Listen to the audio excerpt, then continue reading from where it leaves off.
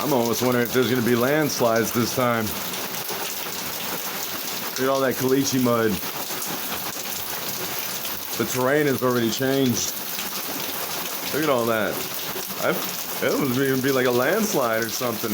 They just built these new apartments back here, and look at all this. That's all caliche mud.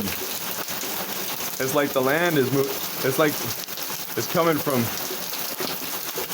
up there. Kerrville, Texas, flooded again. Look at that. Wow.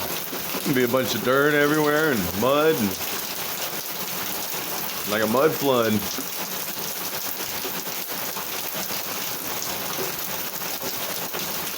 It's already flooding.